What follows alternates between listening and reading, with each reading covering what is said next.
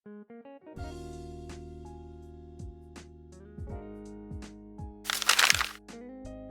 guys! Welcome back to my channel, Alex's Scrapbook, and welcome to the new year, 2025. I hope you guys are excited to achieve new goals. But for this video, I kind of want to look back into 2024 and talk about my favorite things that I bought, music that I listen to, or things that I watch. I honestly enjoy watching these types of videos from like my favorite YouTubers, and I want to make a video for myself. However, just know that I am a broke college student. To be honest, I ended this year being broke, even if I didn't spend that much.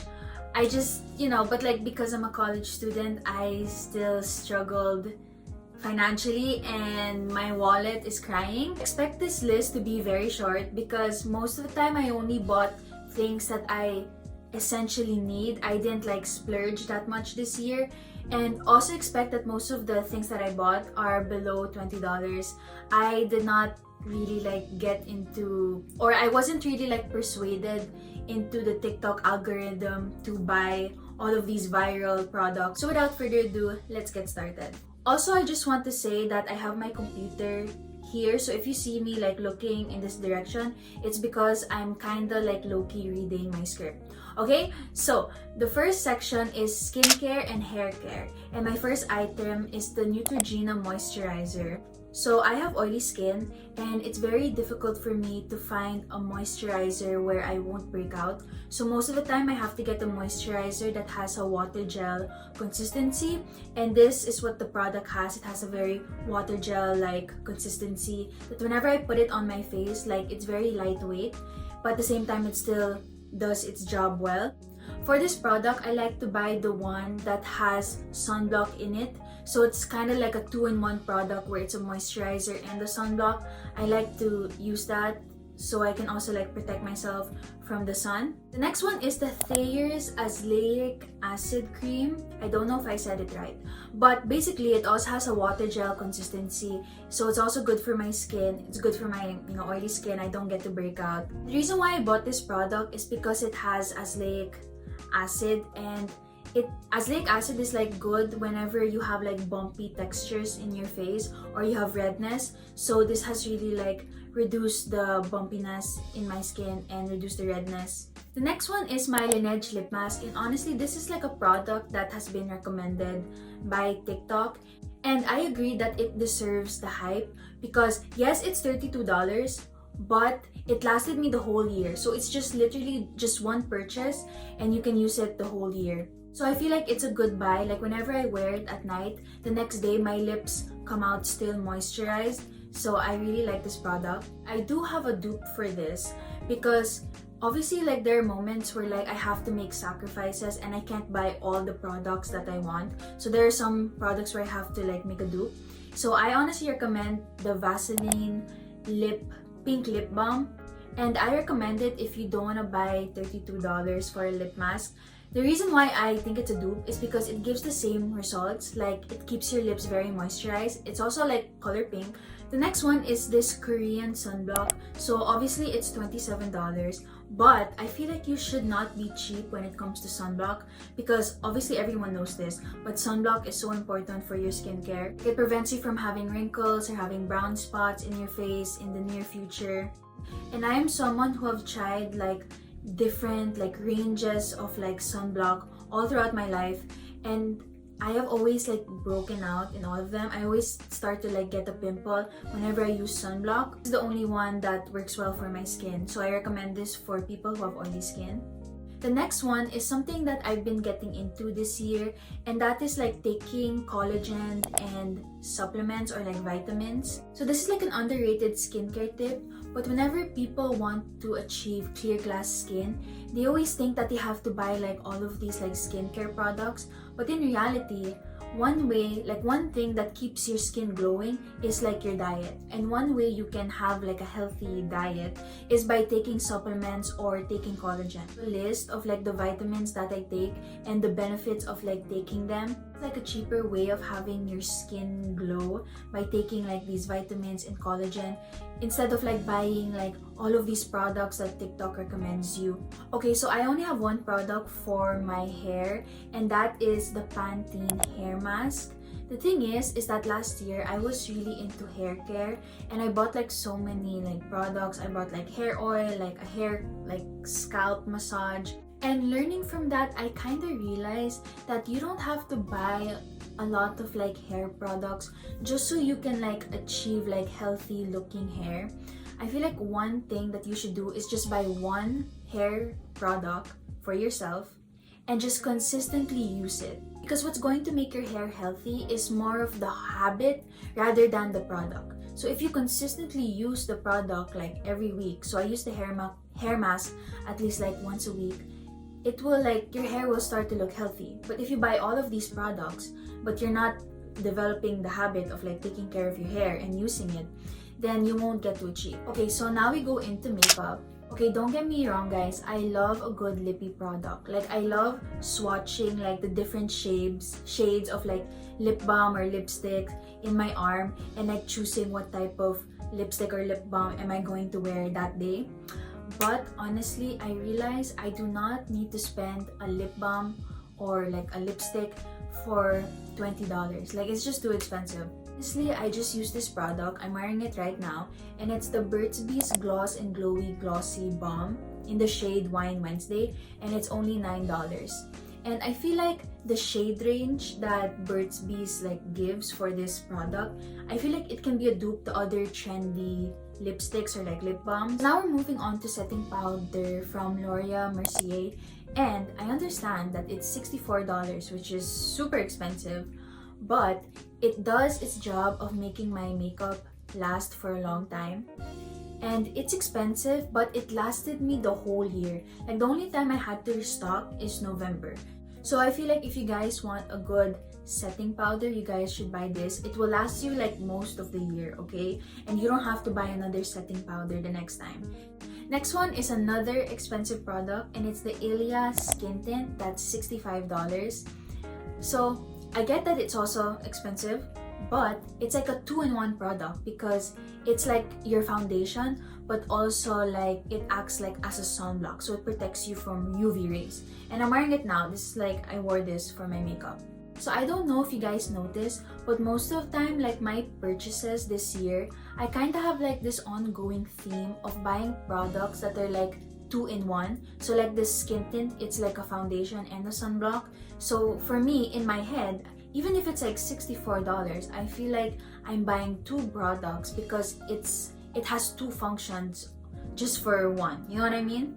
So yes, it's $65, but for me in my head, it's like I'm buying two items. I'm buying sunblock and I'm buying foundation at the same time. Now we move on to clothes, and lately I've been loving Uniqlo's Airisim shirts and Uniqlo's like bra tops. I recommend buying those items, especially when summertime comes. So honestly, I love all the products that Uniqlo makes because they always have like essential basics that like you can use every day, and they are functional based on the weather. Like for example, the Airisim, I'm gonna read it in my computer. It's made from fibers that absorb water vapor better than ordinary polyester. So even if you sweat, it keeps you feeling refreshed. They just make clothes that are very efficient. Like their bra tops, like you don't have to buy a bra anymore. Like you can just buy the shirt and then it already has a bra inside it. Like I said, 2-in-1 product. You're buying like two products for just one.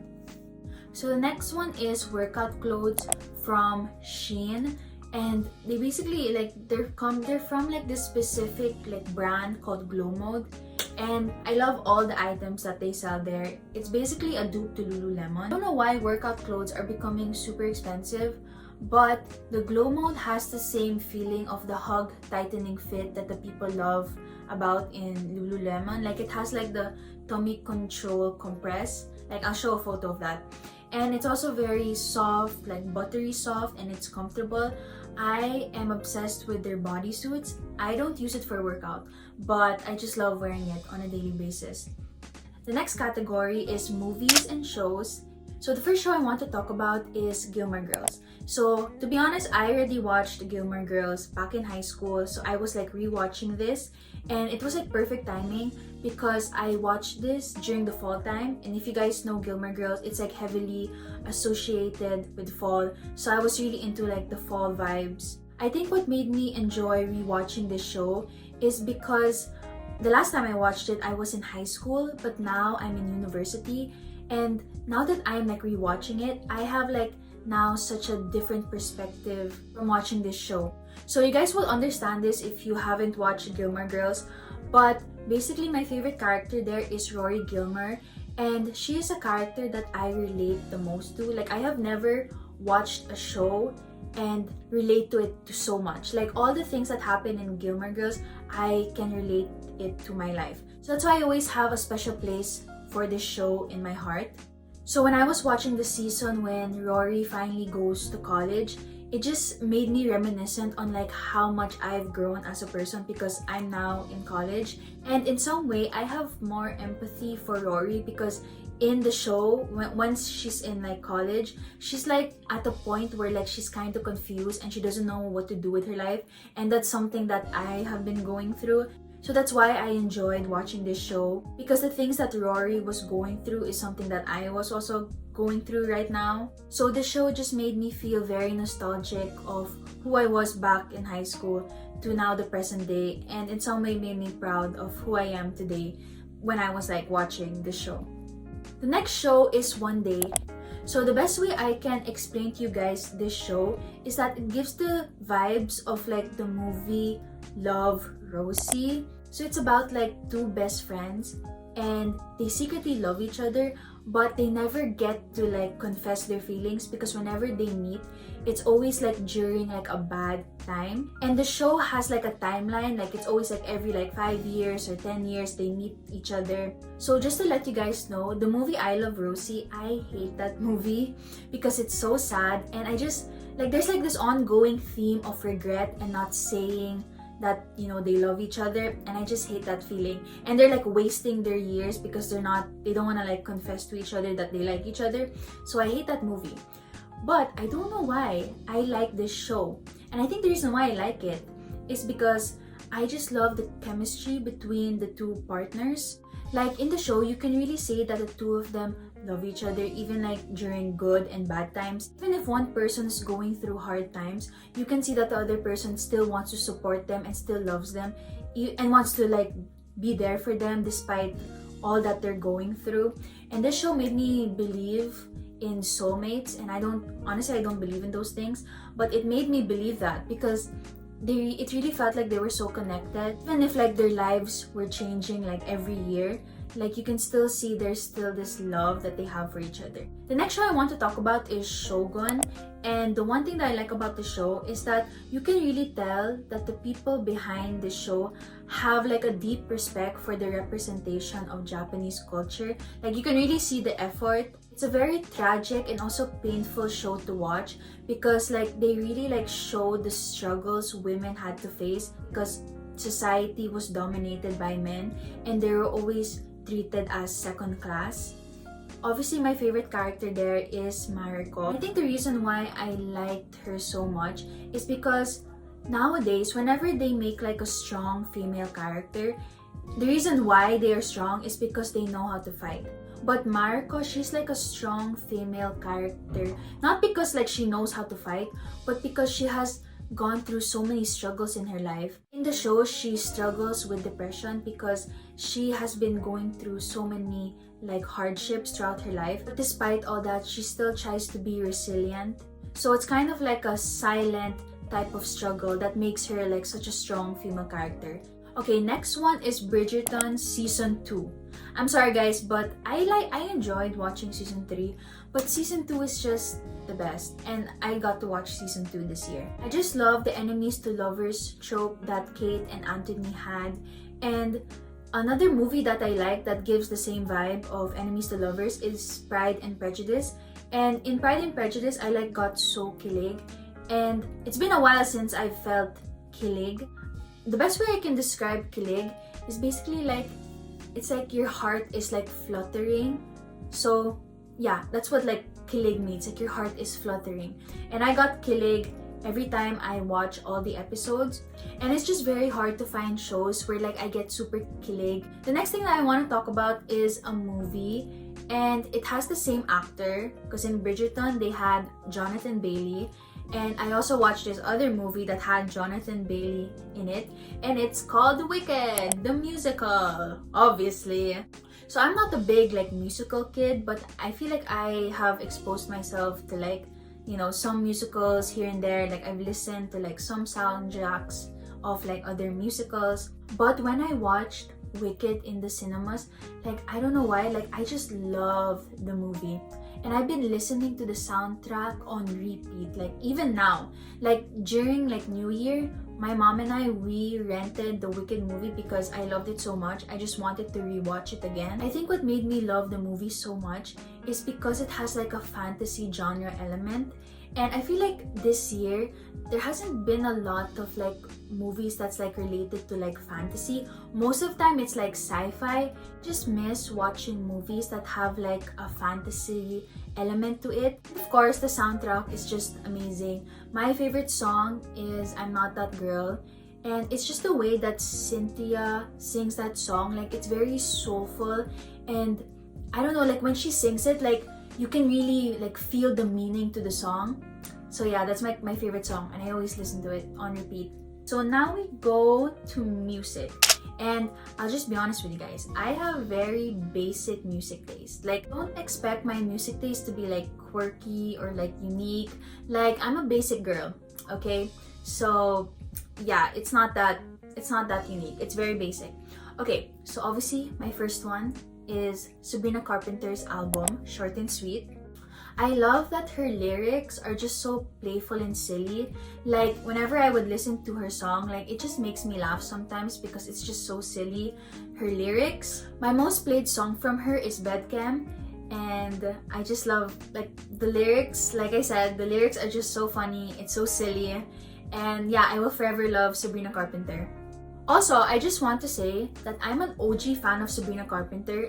Like I'm not into Sabrina Carpenter just because like, you know, like she's getting famous now, especially with her song like Espresso and stuff like that. I have been a fan of her ever since like Girl Meets World. So I'm just so proud of her success right now. Like I feel like she deserves it. I've been listening to her music even like before, like I was there like during like Thumbs or like her song of like Eyes Wide Open. Next one is Ariana Grande's album Eternal Sunshine.